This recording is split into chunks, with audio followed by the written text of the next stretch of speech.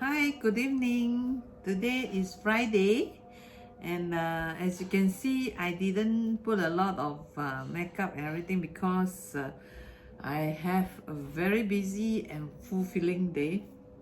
So you have to take me as I am now, and I also have to rush because I'm having another wet vena, but I need to complete all these as promised to myself and also to those I'm reading for. I hope more people will enjoy my reading. Though I'm not getting any viewer now, it doesn't matter. I still have to bite on, right? So the book again is on Choose the Life You Want, the Mindful Way to Happiness. And today being a Friday is a holy day for Muslim. You can hear the prayer going on. So you see, I'm very blessed to stay next to, very near to the mosque. And I've always stayed near to the mosque. Okay, chapter 31. Dwell on weaknesses and deficiencies or focus on strengths and ability. It's abilities, not the disabilities that count, by Peter Drucker. You know, he's a very famous author. I think he's a marketeer also. Okay. Individuals who invest in their strengths are happier and more successful. This does not mean that we should ignore our weaknesses, but rather that our primary focus ought to be that which we are naturally good at. In the words of leadership expert Peter Drucker, only when you operate from strengths can you achieve true excellence. The kind of questions that I have to ask myself if I am to discover my strengths are: what are my strengths? What am I naturally good at? Where do my talents reside? What are my unique abilities? These questions are significant for choosing general life goals, being a writer, becoming a teacher, pursuing a career in law, and so on, as well as for choosing to apply my strengths in immediate future, prepare a speech for my employees, hone my math skills, plan a family vacation, and so on. The story. In their book Soar with Your Strength, Donald Clifton and Paula Nelson tell the parable of a new school in the forest aimed at helping the young animals become well-rounded. On the first day, the little rabbit came to school and was put in running and hopping classes, which he was great at and loved. He came home after school excited and could hardly wait to return to school the following day. On the second day, the teachers put the rabbit in flying and swimming classes, which he struggled with and absolutely hated. He felt like a failure and came home disheartened and depressed. When he told his parents that he wanted to quit school, his parents told him that he must continue because his future success depended on becoming well-rounded. When he returned to school, he was given extra class lessons in swimming and flying because he needed to improve in those areas. I can feel the pain already. You know, if when I can't swim then I don't like swimming, and I'm forced to learn something like that, wow, it's really torturing. Are you facing this kind of issues? Think about it. Think about how you can love to do something or make something you don't like, but because you need the job. So how to make it lovable so that you can continue and motivate yourself day in and day out. Although it's certainly true, his running and hopping class were cancelled. Okay, I read until told he must continue. When he returned to school, he was given extra lesson in swimming and flying because he needed to improve in those areas. His running and hopping classes were cancelled because he was already good at this subject and no extra work was needed. What a pity. You just need to I feel, this is my personal belief. If I'm good at something, I need to keep polishing it so that I become better. So the same thing as coaching. I am just good at certain things, so I must get more practices to make it better and better, and so that the coachee or participant who is with me, they can feel the changes and they themselves in the end is going to help somebody else. So this is like pay it forward. I help somebody and the successful somebody help somebody else. So this is supposed to be happening with all the projects that I want to put my hand on. So if you have any interesting project like this, please put me on the loop and I'll see what I can do.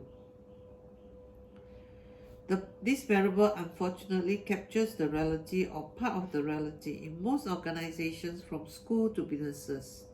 Although it is certainly true that we should not ignore our weaknesses, we need to learn to write, do basic arithmetic, and acquire some skill at work just to get by in the world. At the same time, we must not ignore our strengths and invest most of our efforts cultivating our talents and abilities.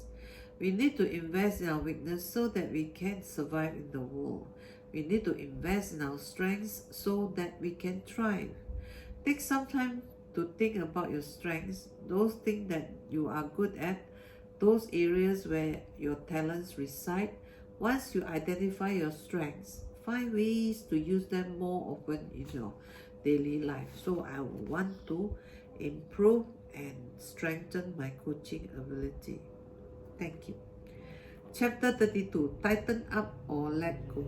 Some of us think holding on makes us strong, but sometimes it is letting go. By Herman Hesse. My body and my mind constitute a single unified system. Anything that affects one component of the system usually affects the other as well. Every emotional or psychological state have an impact on my physical being, for better and for worse. This means that if I'm experiencing tension in my throat, it is usually a sign of emotional stress, and letting go of the tension, releasing the physical pressure, may elevate the emotional stress. Clenched jaws are often a sign of deep-seated anger of which we may not even be aware. Simply relaxing the tension of jaw can help release some of the anger. To let go of the physical tension, be it in my forehead, jaw, throat, shoulder, belly, or back, I can shift my focus to that part of the body, breathe into it and release it. I can even utter to myself in silence to let go as I relieve myself of the tension and strain and gently sink into calmness and tranquility. The story. Patricia Walton, the renowned yoga teacher, says that the most important part of a yoga practice is the end. When practitioner lie down flat on their back, hands on their side, resting on the floor, legs straight and comfortably relaxed. That's why when I do yoga, I must have the leg corpse pose at the end. That is the best that I will enjoy my yoga. This pose called Sivasana, corpse pose. It's not dead, it's corpse pose. Sorry, Sivasana is about yielding to the force of gravity and allowing the floor to support us. We let go of tension and release the pressure in every part of our body. Through this, we can also release the psychological tension we may be holding on to. Sivasana rarely fails to induce a sense of calm and relaxation. However, its value goes beyond the immediate sensation, as the calm it brings us as the transportable. Once we are familiar with the feeling of relaxation, we can replicate it in other areas of our life. And the more we enter this state in a controlled environment on the yoga mat, a bed or the floor, the more easily we can experience it in other situations. Those who have practiced this form of relaxation are able to experience the same sense of calm in almost any place and at almost any time, simply by telling themselves to let go. Wherever you are, whether in a work meeting, sitting with your partner, holding your child, or writing a report, you can relax any part of the body that feels tight, release any tension that you may be holding on to. And because mind and body are one, by becoming aware of your body and by learning to let go of the tension that it holds within it, your whole being becomes calmer and more serene. It is true. Give it a try. Chapter 33, focus on outcome or focus on process. It is good to have an aim to a journey towards, but it is the journey that matters in the end. Quote from Ursula K. L. Quinn. Considerable amount of research in psychology suggests that our mental health is to get a great extent of function of our sense of control over our own life. At the same time, it is no less important to our mental health for us to accept that we have no control over certain things. Yeah, that is true. These two seemingly conflicting needs, the need to control and the need to release control, have an important role to play in every project that we undertake in life. From preparing a report for our boss to planning a surprise party, respecting the boundaries of these needs is essential to our health. We have control over the goals we set and over the effort that we invest in them, but success is largely beyond our control. Therefore, it is important to stop trying to control the outcome and to instead focus as much as possible on the process of arriving at the outcome. The story. During the third year of my PhD program, when the challenging qualifying exam were ahead and was about to start the research stage, I went through a stressful period. I was not sure that I would pass the qualifying exam, having already failed similar exam once before, and I had not yet figured out what my dissertation would be about. The uncertainty of the entire situation stressed me out. I realized that I was stressed because I felt a need to control something that was beyond my power to control, the future. What ultimately helped me get through the period of my life was learning to live with the lack of control. At the same time, I started to focus a lot more on those things that I did have control over. I could control whether I read or did coursework on a particular afternoon, or whether I sat down in front of a computer to write when I got up in the morning. The lesson from the period is still with me every day and every moment. Whether I'm working on strategy for a company I'm consulting for, spending time with my family on our vacation, or writing a book on choice. Can you let go of outcome and focus on process? I just did. I can tell you, it's so rewarding when my coach asked me to check on something, especially on the PhD. And I have to thank Barry and also Captain Shan. They both makes me see things differently, and also Didi, my coach. Thank you. Now I can see it very clearly. That's why coaching really for someone who looking for something and willing to contribute and sacrifice time for it. Let's go for the best, huh? It's interesting. So the final is, can you let go of outcome and focus on the process? Can you, rather than observing over reaching the destination, pay attention to the journey? The journey is wonderful. Okay, chapter 34. Perceive hardship as permanent or perceive hardship as temporary. Whatever comes, these two shall pass away. A quote from Ella Wheeler Wilcox. Our life is not free from sorrow and suffering. Even the happiest person in the world experiences sadness, disappointment, anger, and grief. The difference between happy and unhappy people is not whether they experience painful emotion, everyone does, but how they approach these emotions and how they interpret their experiences. People who are unhappy tend to believe that painful emotions are here to stay, which of course they are more likely to if this is their expectation. By contrast, happy people know the painful emotions, like all emotions, are temporary, and this expectation tends to liberate them from their unpleasant experience. When we choose to perceive painful experiences as they truly are, as temporary and fleeting, then we allow them to take their natural course. Just as these emotions arrive naturally, so they will naturally depart. There is a story told in various traditions about a king who would not banish his sorrow. No matter what he tried, the remedies prepared by his doctors, the advice offered by his wise counselor, he continued to be unhappy, become more despondent every day that passed. In desperation, messengers were sent out across the land, promising a reward to anyone who could help the king. The greatest expert came to the palace and tried their best, but to no avail. A few days later, an old man dressed in work clothes arrived at the palace gate. "I am a farmer," he said, "and a student of nature. I have come to help the king." "The king doesn't need help from the likes of you," the king's chief counselor said dismissively. "I shall wait then until he is prepared to see me." With each passing day, the king's condition worsened.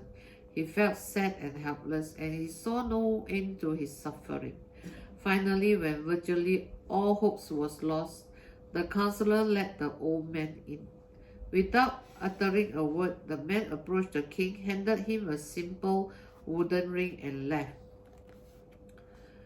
The king looked at the ring, read the inscription that each etched on it, slipped it on his finger. For the first time in months, he smiled.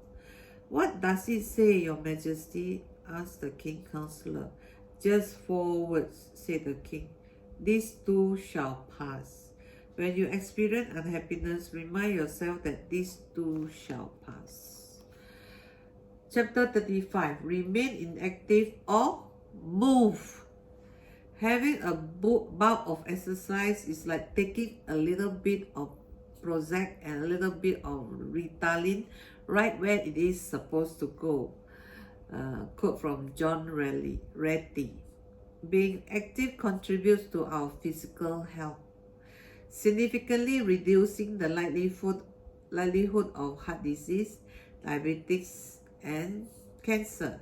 But the benefits from being active are not limited to the body. A moderate amount of physical exercise on a regular basis, a little as 30 minutes 3 times a week, has the same effect in combating depression and anxiety as does the powerful psychiatrist medication. Being active increases overall psychological well-being, enhances concentration and creativity, and significantly reduces the likelihood of dementia and cognitive impairment later in life.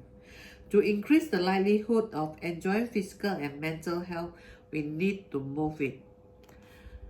The story. In the firm Wall-E, society have reached a stage where people are so overweight and their muscles so atrophied that they are hardly able to walk. Wow, that's scary. Imagine you can't walk. They spend their days lying down, fed by machine, mindlessly watching whatever is showing on the big screen in front of them. Sadly, over the past decades, we have taken immense strides towards this dystopian future. Today, unlike in the not too distant past, we can afford the luxury of being lazy. We no longer need to run after a deer for lunch or run away from a lion so that we don't become lunch. We heat up our supper or have it warm up for us, delivered to our doorstep. We no longer need to cut trees to warm our cave, but simply press a switch to turn on the heat. We can, and many of us do, spend our days in front of a computer or on the phone and our evening glued to the TV. Children today, rather than playing on the street or in the fields as children did only a few decades ago, spend most of their working hours physically either in front of one screen or another. Well, now with the pandemic, you got no choice. You just need to be in front of the screen. But when the pandemic is over, go and face the world. Take some fresh air, bring the children out and walk the fields. It is going to make a lot of difference for you. Our nature requires us to physically active just as it requires us to breathe oxygen and eat the right food. When we frustrate a natural need, we pay a high price, physically and psychologically. The unnatural new world of Wall-E is closer than ever. And we must avert the onslaught of slothfulness by moving and encouraging others to do the same. Enjoying the benefits of exercise does not require a radical change of lifestyle. Small changes to your routine can make a big difference. Choose to park a few hundred yards away from your office, take up gardening, use the stairs instead of elevator a few times a week. These light activities will add up and will contribute to your physical and mental health. Chapter 36. Act like a know-it-all or open your mind and heart to learning. The most common source of mistakes in management decision is the emphasis on finding the right answer rather than the right question. Again by Peter Drucker. To know is to arrive. To ask questions is to embark on a quest. People whose lives actually should be lives, okay. People whose lives are characterized by a question mark rather than a period, who look for learning opportunities everywhere they go, are generally happier, are more creative, enjoy better relationships, and attain higher level of success. To be a lifelong learner is both fun and functional, and all we need to travel along the path is a humble heart and a curious mind. Every person we meet, a student or a teacher, a friend or a stranger, can teach us something. Each experience holds within it an important lesson. In every moment is a message waiting to be discovered. When we embrace the spirit of inquiry and curiosity, we embrace life. How wonderful it is that this life is an exhaustible source of wonders. How exciting to learn that excitement of learning can last a lifetime. The story. The Analect is a collection of short books capturing the words and deeds of Confucius, the great Chinese philosopher.